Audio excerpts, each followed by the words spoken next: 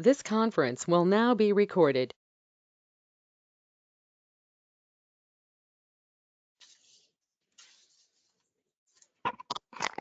Thank you Deepak sir. Good afternoon everyone. सबसे पहले तो आप सभी लोगों का स्वागत है आज के इस वेबिनार में। आज का जो टॉपिक हमने दिया है इनवाइस फर्निशिंग फैसिलिटी, जिसको हम शॉर्ट नेम में IFF बोलेंगे।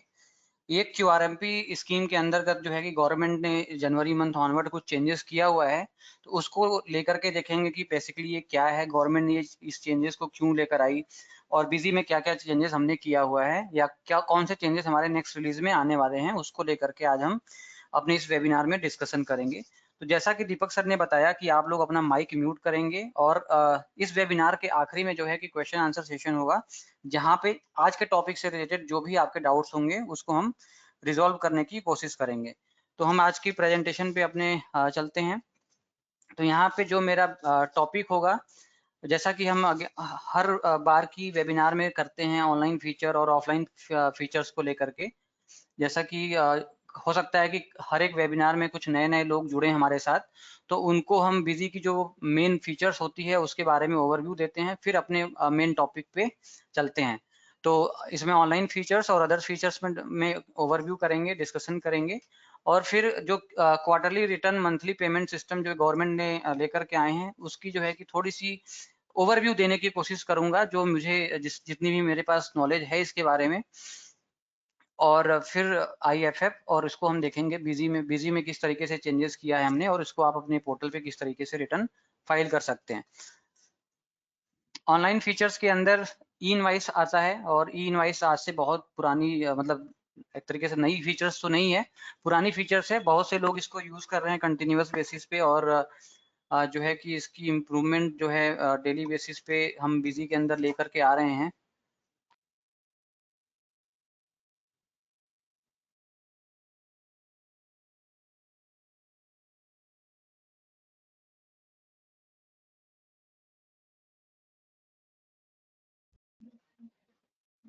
Due to some technical issue, किसी टेक्निकल इशू के वजह से अभी ये पीपीटी जो है ये यहीं पर पॉज हो गई है। तो विद इन 2 मिनट्स में हम इसको अभी आगे कंटिन्यू कर रहे हैं। तो आप सभी लोगों से रिक्वेस्ट है, प्लीज जुड़े रहिए।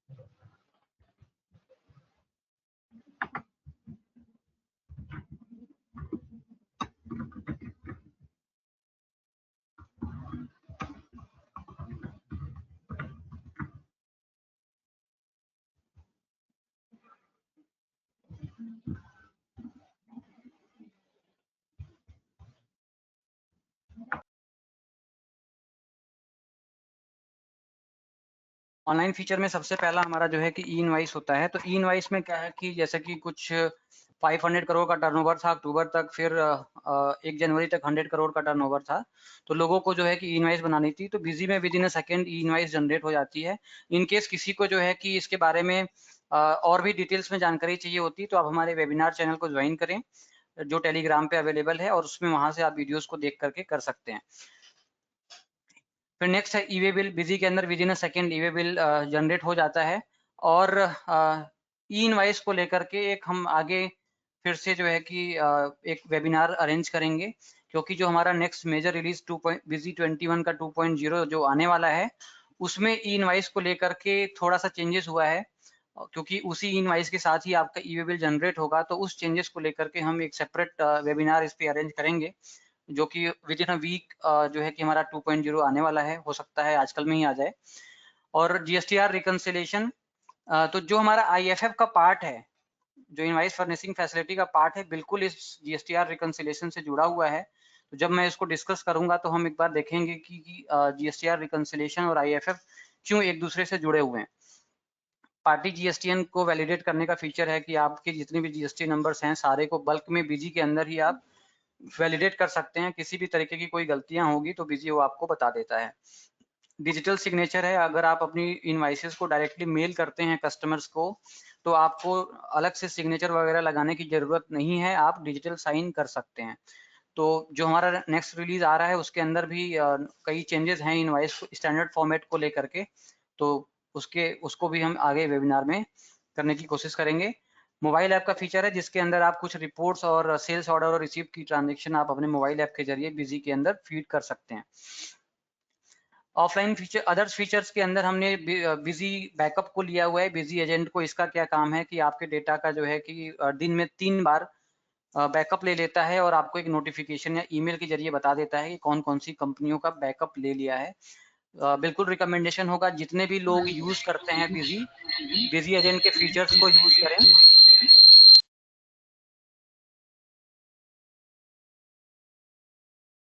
बिजी एजेंट फीचर्स को यूज करें, क्योंकि जैसे जैसे टेक्नोलॉजी चेंज हो रही है, सिस्टम में वायरस या हार्ड डिस्क फेलियर या कई और चीजों की रीजन से करप्शंस आते हैं डेटा में, तो आप बिजी एजेंट के फीचर को यूज करके आप अपने डेटा के कुछ बैकअप्स को लेकर के अपने आप को सिक्योर कर सकते हैं।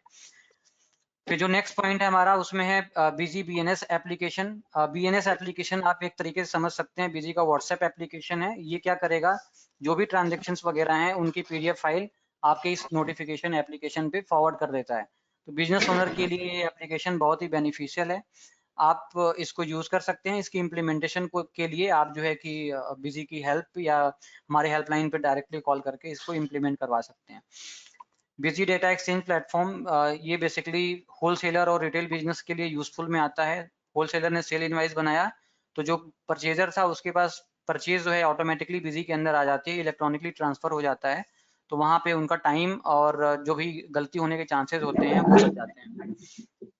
अपने आप इनवाइसेस को लोकल लैंग्वेज में प्रिंट करा सकते हैं इसे इम्प्लीमेंटेशन के लिए।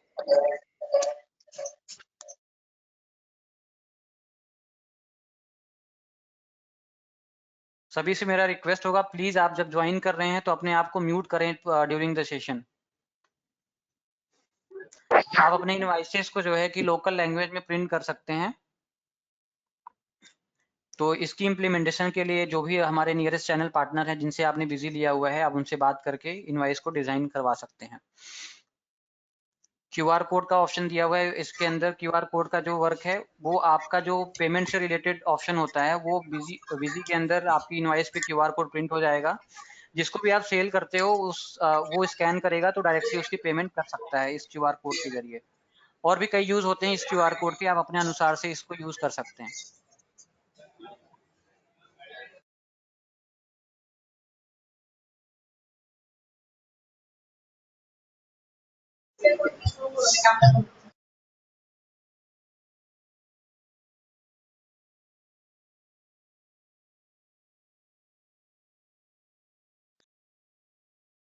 जीएसटी रिटर्न्स में हम देखेंगे कि बिजी के अंदर हेलो कितनी। सर।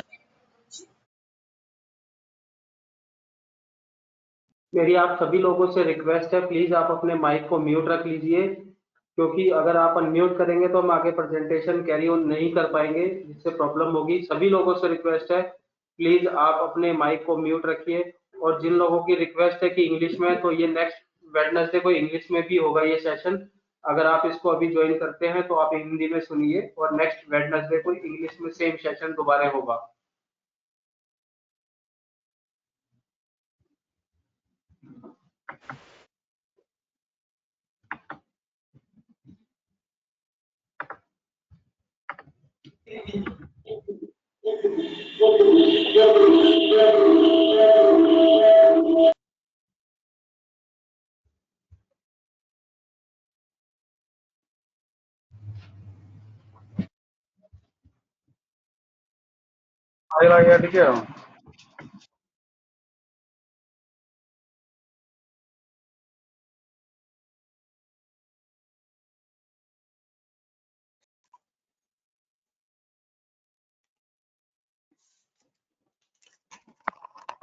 आप सभी से रिक्वेस्ट होगा, प्लीज माइक को म्यूट करें। ज्यादा लंबा प्रेजेंटेशन नहीं है, बस 20 से 25 मिनट का ये प्रेजेंटेशन है।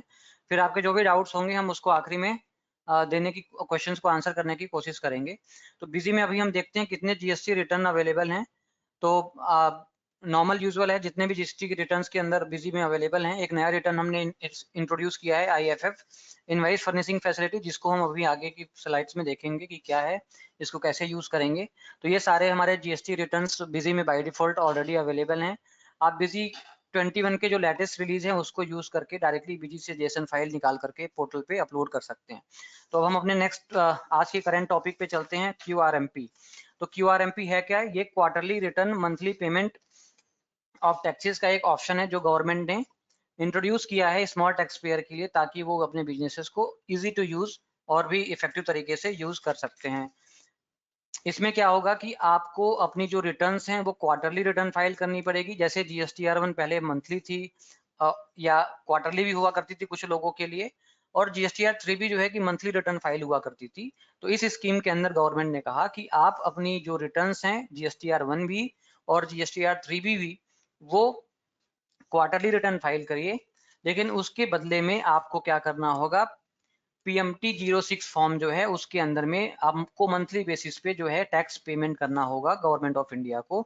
तो ये टैक्स कैसे पे करना होगा, तो उसका 2 स्लैब बताया हुआ है उन्होंने बताया हुआ है कि जो जैसे अगर मैं जनवरी मंथ की पेमेंट की बात करूं इस स्कीम के अंदर, तो क्या पेमेंट करेंगे आप, तो जो भी 35% होगा, जैसे आपने दिसंबर मंथ की 3B फाइल की होगी मंथली बेसिस पे, तो दिसंबर मंथ की 3B में जो आपने टोटल पेमेंट किया था उसका 35% अमाउंट आप जनवरी मंथ की पीएमटी 06 में फाइल कर सकते हैं।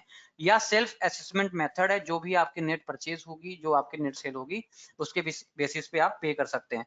तो इसमें ये जो पेमेंट मेथड चूज करना है उसमें हम ज्यादा डिटेल में डिस्कशन नहीं करेंगे। आप अपने लीगल कंसल्टेंट से बात करके उसको उनसे बेटर एडवाइस लेकर के कर सकते हैं। तो क्यूआरएमपी में गवर्नमेंट ने बोला आप जो अपनी जीएसटीआर3 मंथली रिटर्न फाइल करते थे और जीएसटीआर1 कुछ लोग क्वार्टरली फाइल करते थे और कुछ लोग मंथली भी फाइल करते थे, तो जिनकी टर्नओवर 5 करोड़ से कम थी उनको उन्होंने बोला कि आप अपनी इन रिटर्न्स को क्वार्टरली रिटर्न फाइल करिए और पेमेंट जो है कि आप मंथली कर दीजिए। तो ये ऑप्शन इस स्कीम के अंदर गवर्नमेंट ने निकाला क्यूआरएमपी के अंदर, जिसमें कि लगभग जितने भी छोटे टैक्स पेयर से सभी को ऑटोमेटिकली इस स्कीम के अंदर गवर्नमेंट ने कर दिया है। सभी का मतलब है कि 80 से 85% लोगों को गवर्नमेंट ने इस स्कीम के अंदर कर दिया है कुछ, और उसमें उन्होंने दिया हुआ था टाइम, आप ऑप्ट कर सकते हैं, करना चाहते हैं या नहीं। तो ऑप्शन का जो टाइम था वो मेरे हिसाब से 31 दिसंबर तक था। जो जिन्होंने ऑप्ट नहीं किया उनको क्यूआरएमपी में डाल दिया गया है। तो अभी अगर आप अपनी जीएसटीआर1 रिटर्न फाइल करने जा रहे होंगे तो वहां पे दिख नहीं रहा होगा जीएसटीआर1, आपको जीएसटीआर3 भी नहीं दिख रहा होगा ऐसे टैक्स पेयर को जिसको गवर्नमेंट ने क्यूआरएमपी के अंदर जो है कि डिफाइन कर दिया था।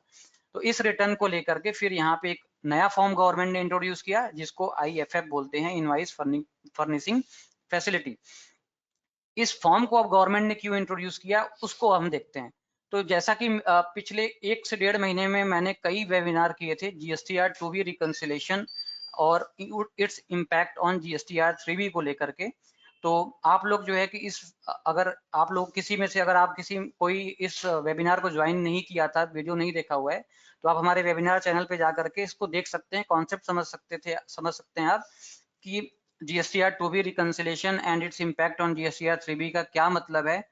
तो जैसा कि अपने आईएफएफ पे जाने से पहले एक रूल है जिसको लेकर के यहाँ पे मैं डिस्कस कर लेता हूँ क्या है। रूल 36 सब रूल 4 ऑफ सीजीएसटी जो कि गवर्नमेंट ऑफ इंडिया ने इंट्रोड्यूस किया था। इस टॉपिक की डिटेल में डिस्कशन हमने किया हुआ है, आप हमारे चैनल पे जा करके उस वीडियो को देख सकते हैं। तो इस रूल ने बोला था कि जो भी आप प्रोविजनल आईडीसी क्लेम करते थे, पहले 3B फाइल करने के टाइम पे क्या होता था, जो नेट परचेज की फिगर आती थी हमारी सेक्शन की, उसके अंदर जो हमारे मन में फिगर आता था वो हम डाल सकते थे, भले हमारी परचेज 0 रही हो, लेकिन हम डाल करके उस मंथ में 3B में प्रोविजनल आईटीसी क्लेम कर सकते थे। लेकिन इस सब रूल की ऐड होने की वजह से गवर्नमेंट ने रिस्ट्रिक्ट कर दिया कि आप प्रोविजनल आईटीसी वही क्लेम करेंगे जो आपके जीएसटीआर2A के अंदर रिफ्लेक्ट होगी। ठीक है, उसमें भी जो है कि इन्होंने ढेर सारे चेंजेस किए हुए थे कि आप जैसे आपके 2A में 100 रुपए की फिगर आ रही है तो 100 प्लस 20% उस रूल को और चेंज किया, 10% किया, अभी वो 5% चल रहा है। तो ये आपका जो है कि जीएसटीआर3B पे फाइल था और इसकी वजह से किसका लॉस होता था, जो टैक्स पेयर जिनकी टर्नओवर 5 करोड़ से ऊपर थी वो क्वार्टर मंथली GSTR1 फाइल करते थे, मंथली GSTR3 भी फाइल करते थे, तो उनको क्या होने लगा, उनको अपनी ITC का लॉस होने लगा। किससे होने लगा? जिससे वो माल खरीदते थे जो अपना GSTR1 क्वार्टरली रिटर्न फाइल करता था।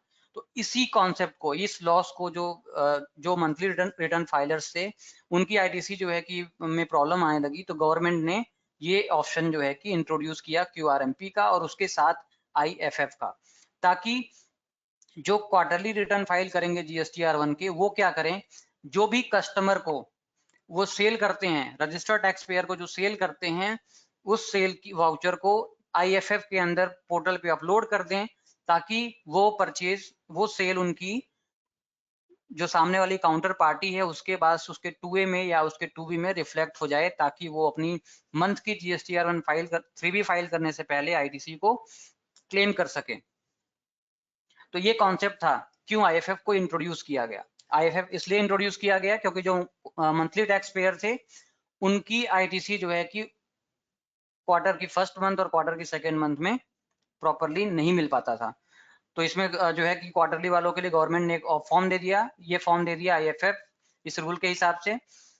इसमें बोल दिया कि जो भी आप सेल करेंगे उस सेल को रजिस्टर्ड सेल, जो मतलब रजिस्टर्ड पार्टी को जो B2B सेल होगी या B2B डेबिट क्रेडिट नोट होगी, वो आप जो है कि इस पोर्टल पे अपलोड कर दीजिए फर्स्ट और सेकेंड मंथ का। जैसे हमारा ये फोर्थ क्वार्टर चल रहा है, तो फोर्थ क्वार्टर का फर्स्ट और सेकेंड मंथ हुआ जनवरी और फरवरी।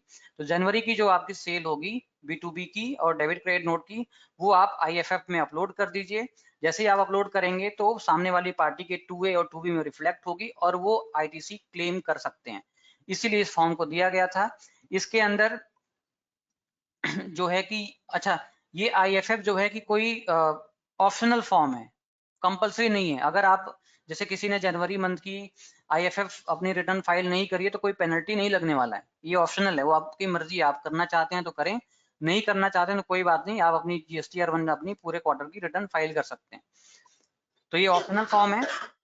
और अगर किसी ने अपनी IFF को 13 जनवरी जैसे 13 फरवरी से पहले, जनवरी मंथ की IFF 13 फरवरी से पहले किसी ने फाइल नहीं करी तो वो ब्लॉक हो चुका है, अब आप उसको फाइल नहीं कर सकते। ठीक है, IFF आपको 13 फेब से पहले ही अपलोड करना है, सबमिट करना है। GSTR1 में क्या होता है कि ड्यू डेट के बाद भी रिटर्न फाइल कर सकते हैं आप, लेकिन IFF में ड्यू डेट के बाद आप फाइल नहीं कर पाएंगे, वो फॉर्म ब्लॉक हो जाएगा। जैसे अब कई लोगों का हमारे पास कॉल आता है कि सर ये कहाँ अपलोड होगा, तो वो ब्लॉक हो चुका है। अब आप जनवरी मंथ की IFF में कोई डिटेल्स फाइल नहीं कर पाएंगे, फरवरी मंथ की 13 मार्च से पहले कर पाएंगे। अब जैसे जनवरी मंथ की किसी की रह गई है तो वो आप क्या करेंगे, आप जब अपनी GSTR1 फाइल करेंगे तीनों मंथ की, उस केस में आपका डिटेल्स जाएगा। तो IFF बिल्कुल सिंपल है, बनाया गवर्नमेंट ने इसलिए है क्योंकि सामने वाली पार्टी अपनी GSTR1 में 3B के अंदर 2A के अंदर फिगर आएगी तो उसको क्लेम कर सके। और अगर आप ड्यू डेट से पहले अपनी रिटर्न,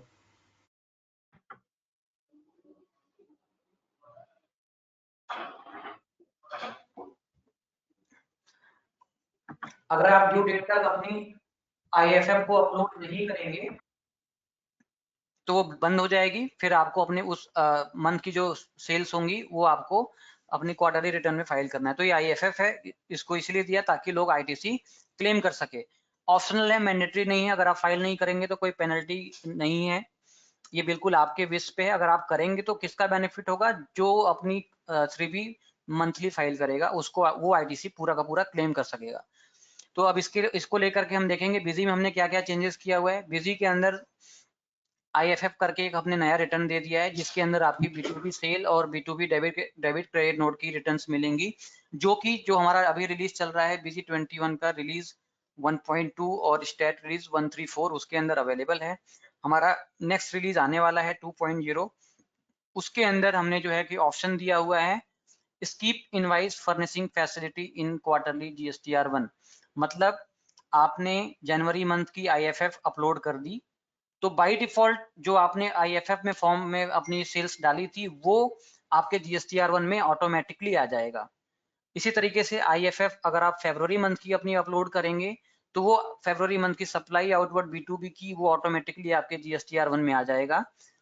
जब आप पूरे क्वार्टर की GSTR1 अपलोड करेंगे तो उस समय आपको B2B जनवरी मंथ की, B2B फरवरी मंथ की और डेबिट क्रेडिट नोट दोनों मंथ की ले जाने की जरूरत नहीं है। बिजी में हमने दे दिया है, जो हमारा 2.0 आने वाला है उसके अंदर आपको मिल जाएगा।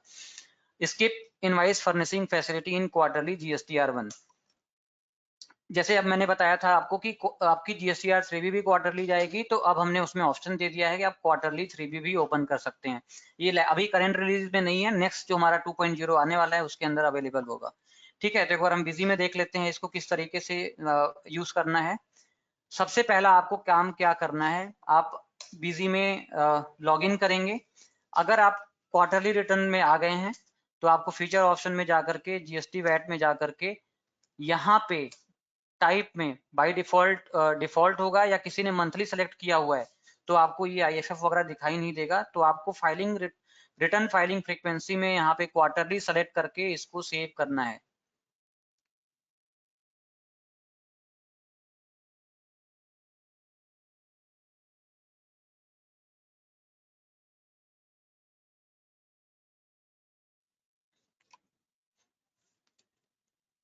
हेलो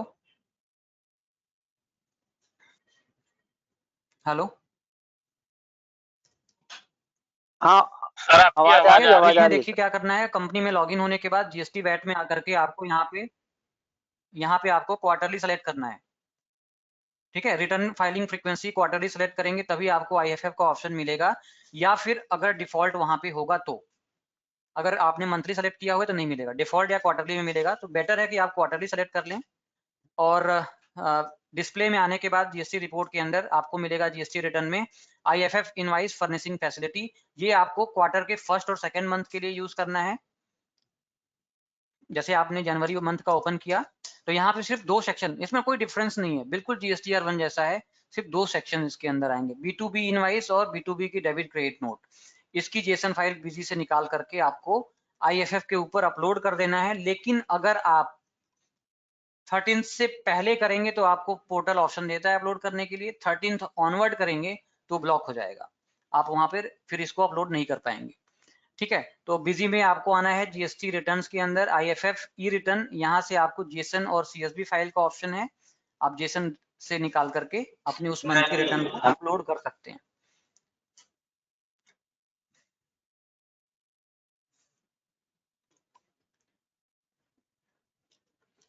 अभी जो हमारा नया रिलीज आने वाला है उसके अंदर एक ऑप्शन आपको और मिल जाएगा। जब आप GSTR1 क्वार्टरली रिटर्न फाइल करने जाएंगे अपनी, ठीक है, ये ऑप्शन अभी आपके पास अवेलेबल नहीं होगा क्योंकि मैं वेबिनार कर रहा हूं तो इसी को दिखा देता हूं आपको। मेरे पास 2.0 का बीटा वर्जन अवेलेबल है, इसलिए मैं आपको दिखा देता हूं। तो GSTR1 न्यू फॉर्मेट में जब जाएंगे आप, तो ये पूछ रहा है किस क्वार्टर का रिटर्न फाइल करना है, हमने बोला फोर्थ क्वार्टर का, जनवरी फरवरी मार्च। ठीक है, अब इसके अंदर बिजी ने क्या ऑप्शन दे दिया आपको, skip IFF invoice furnishing facility invoices question mark none. None किसको यूज करना है, जिसने IFF जनवरी में भी यूज नहीं किया और फरवरी में भी यूज नहीं किया। आप नन करके क्वार्टरली तीनों महीने की रिटर्न निकालिए और पोर्टल पे अपलोड कर दीजिए। किसी ने जनवरी मंथ का तो यूज कर लिया तो आपको, और फरवरी मंथ में यूज नहीं किया IFF, तो आपको स्किप मंथ 1 करना है। अगर आपने दोनों मंथ IFF अपलोड किया है तो आपको दोनों मंथ करके निकाल देना है। इससे क्या होगा कि जो आपकी B2B इनवाइस ऑलरेडी अपलोड हो चुकी है वो यहाँ से दोबारा नहीं जाएगी। इन केस आपने दोनों मंथ की IFF अपलोड करी हुई है लेकिन फिर भी आप जो है कि इसको लेकर के अपलोड करेंगे, नन लेकर के, कोई प्रॉब्लम नहीं, JSON तो सक्सेसफुली अपलोड हो जाएगी। लेकिन वहां पे एक आपको एरर फाइल दे देगा कि डुप्लीकेट इनवाइस नंबर, क्योंकि वहां पे ऑलरेडी इनवाइस नंबर पड़े हुए हैं। तो यही है GSTR1 को लेकर के। अब यहाँ पे क्वेश्चन आता है कि पेमेंट कैसे करना है। तो पेमेंट को लेकर के बिजी के अंदर ऐसा कोई फॉर्म दिया नहीं गया है अभी तक। पेमेंट आपको पोर्टल पे लॉगिन करके वहां पे 2 मेथड इन्होंने दिया हुआ है कि आप 35% जो भी आपका प्रीवियस चालान बना होगा उसका 35% पेमेंट कर दें, या फिर मैनुअली आप अपना देख लें कि एक मंथ के अंदर क्या परचेज है, क्या सेल है, वो आप पे कर सकते हैं। तो जो पेमेंट होगी आपकी वो पोर्टल पे जाकर के वहां पे चालान बनाना होगा, वो मैनुअल करना होगा। बिजी के अंदर पेमेंट कैसे करेंगे आप, तो नॉर्मल बिजी के अंदर पेमेंट की एंट्री पास कर लेंगे आप। GST tax payment to government, GST nature को लेकर के। तो जो भी मैंने डिटेल्स लिया है वो डिटेल्स यहाँ पे आपको मैं दिखा देता हूँ। यहाँ पे FAQs अवेलेबल हैं QRMP की, आप यहाँ से FAQs पढ़ सकते हैं देख करके। मैंने यहीं से डिटेल्स थोड़ी सी नॉलेज गेन करी है, वही मैंने आपके साथ शेयर किया है। आप इसको और देख करके जो है कि आप इसको देख सकते हैं। यहाँ पे ढेर सारे क्वेश्चंस आंसर हैं इसको लेकर के आप इसको यूज कर सकते हैं। तो बिजी में हमने क्या क्या ऑप्शन दिया, एक तो IFF का ऑप्शन दे दिया, और जो नया रिलीज आने वाला है उसके अंदर IFF के डिटेल्स को स्किप करने का प्रोविजन दे दिया है। तो ये हमारा था आज IFF को लेकर के। आई होप कि जो भी नॉलेज थी वो मैं आप लोगों को प्रॉपरली शेयर कर पाया। अब हम नेक्स्ट सेशन पे चलेंगे, क्वेश्चन आंसर सेशन पे। Over to Deepak sir.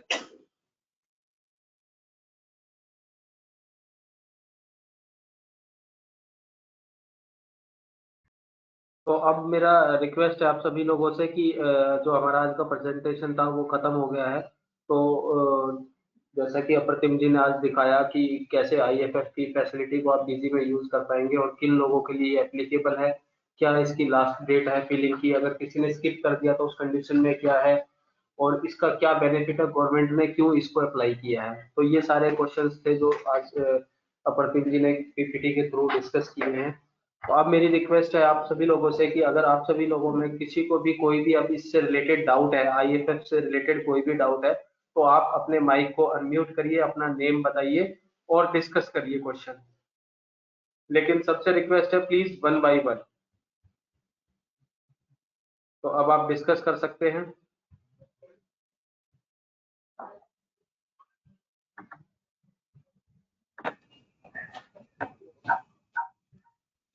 Mute करना है थोड़ा।